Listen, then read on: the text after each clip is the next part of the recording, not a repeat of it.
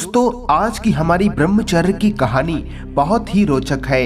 ये कहानी है एक राजा की। मुझे पूरा यकीन है कि अगर आपने इस कहानी को पूरा सुना तो आपका स्त्रियों के प्रति मोह सदा सदा के लिए खत्म हो जाएगा। ये कहानी है राजा भर्तरी की। राजा भर्तरी भगवान सूर्य नारायण के पुत्र थे और ये अवंतिकापुरी के राजा थे। भर्तरी अपनी रानी पिंगला को अत्यधिक स्नेह करते थे। इसी प्रकार पिंगला भी पति को अपने प्राणों से भी अधिक प्यार करती थी। एक दिन भर्तरी अपने अंतःपुरा में पिंगला के पास बैठे हुए थे। अनेक प्रकार की बातें चल रही थीं। सहसा भर्तरी ने पूछा, पिंगला, यदि मैं मर जाऊं तो तुम क्या करोगी?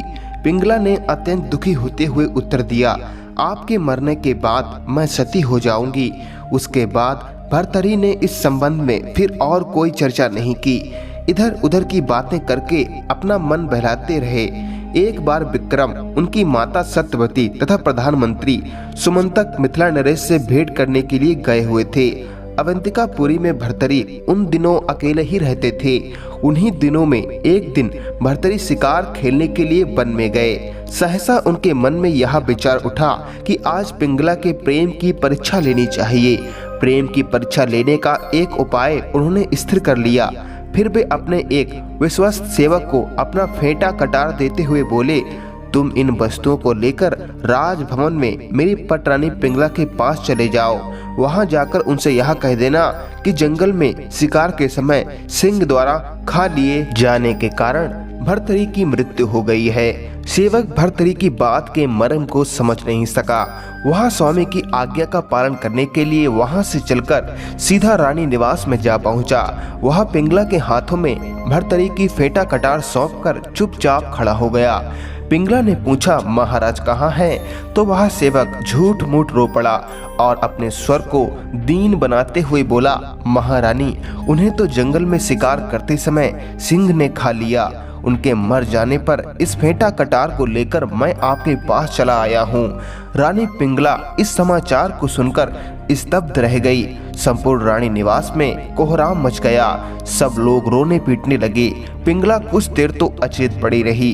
फिर होश में आने पर उसने कहा, मैं अपनी पति की फेंटा कटार को हाथ में लेकर सती हो जाऊंगी। नगर के लोगों ने पिंगला के पास पहुंचकर समझाने बुझाने का बहुत प्रयत्न किया, परंतु पिंगला ने अपने निश्चय को किसी भी प्रकार से नहीं बतला। अंततः चिता प्रज्वलित की गई और पिंगला भर्तरी की फेंटा कटार को अपने हृदय से लगाए हुए उसमें जा बैठी। थोड़ी ही देर में उसका जीवन जागृत सुंदर शरीर जलकर भस्म हो गया। भर्तरी को जंगल में सिंह ने मार डाला तथा रानी पिंगला सती हो गई। यह समाचार मिथिलापुरी में भेज दिया गया। उसे सुनते ही विक्रम, सत्यवती तथा सुमंतक शोक सागर में डूब गए तथा उसी क्षण अवंतिकापुरी को लौट पड़े। उधर शिकार खेलने के बाद भर्तरी भी अवंतिकापुरी को लौट आए। वहां आकर जब उन्हें यह पता चला कि उनके द्वारा किए मजाक को सत्य मानकर पिंगला ने प्राण खो दिए हैं तो वे अत्यंत दुखी हुए। पिंगला का प्रेम सच्चा था। हाय, मैंने उसके साथ यह क्या किया?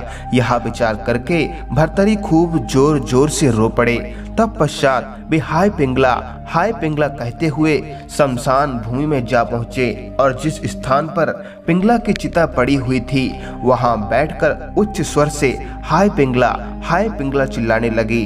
राजमाता सत्यवती, राजा विक्रम तथा प्रधानमंत्री सुमंतक सहित सहस्त्रों व्यक्ति भर्तरी को समझाने के लिए शमशान भूमि में पहुंचे। सबने उनसे राजभवन लौट चलने के लिए कहा, परंतु भर्तरी ने किसी की बात नहीं मानी। अंततः निराश होकर सब लोग भर्तरी को शमशान भूमि में ही छोड़कर अपने अपने घरों को लौट गए। 12 वर्ष तक भर्तरी उसी शमशान भूमि में बैठे हुए हाय पिंगला शब्द का उच्चारण करते रहे। उन्होंने अन्न, जल आदि सब कुछ त्याग दिया, केवल वायु का आहार करते थे। उनका शरीर सूख कर ढांचा मात्र रह गया। अपने शिष्य की यह दशा देखकर दत्तात्रेय जी को बहुत दया आई। तब उन्होंने गोरखनाथ को बुलाकर यह आज्ञा दी कि तुम अवंतिकापुरी में जाकर भर्तरी को ज्ञानोपदेश कर उसका मोह दूर कर दो तथा उसे नाथ पंथ की दीक्षा देकर अपना शिष्य बनाओ। दत्तात्रेय की आज्ञा पाकर गोरखनाथ अवंतिकापुरी में जा पहुँचे। वहाँ उन्होंने भर्तरी का मोह दूर करने के लिए यह उपाय किया कि कि वे भर्तरी से थोड़ी दूर एक स्थान पर बैठकर मिट्टी के घड़े को फोड़कर हाय घड़ा कहकर खूब जोर जोर से रोने लगे। उनके रोने की आवाज को सुनकर भर्तरी अपना दुख तो भूल गए और उनके पास जाकर पूछने लगे, हे महाराज, आप यहाँ बैठे हुए क्यों रो रहे हैं? गोरखनाथ ने उत्तर दिया, मेरा घड़ा फूट गया है, मैं उसी के लिए रो रहा हूँ। भर्तरी यह सुनकर हंस पड़े और बोले, घड़े के लिए इतना शोक करने की क्या आवश्यकता है, वहाँ तो दूसरा भी मिल जाएगा। गोरखनाथ ने कहा, हे राजन, अपने प्रिय वस्तु का वियोग सबको अखरता है।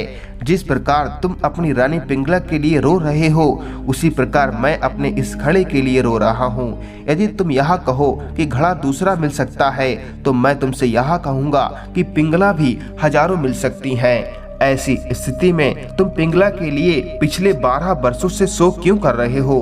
भर्तरी बोले, घड़ा तो बाजार से खरीदा जा सकता है, परंतु मेरी पिंगला कहाँ मिल सकती है? यह सुनकर गोरखनाथ ने अपनी विद्या के प्रभाव से उसी स्थान पर हजारों पिंगलाओं को प्रकट कर दिया। भर्तरी उस आश्चर्य को देखकर गोरखनाथ के चरणों में गिर पड़े।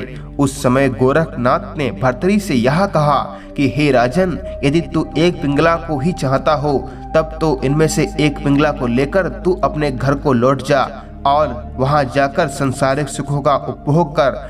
परंतु यदि तू ऐसी हजारों पिंगलाएं स्वयं उत्पन्न कर देने की शक्ति को प्राप्त करना चाहता है, तो संसारिक माया मोह को त्याग कर भगवान का भजन कर। उससे तू जन्म मरण के चक्र से छूट जाएगा और तेरी मुक्ति हो जाएगी।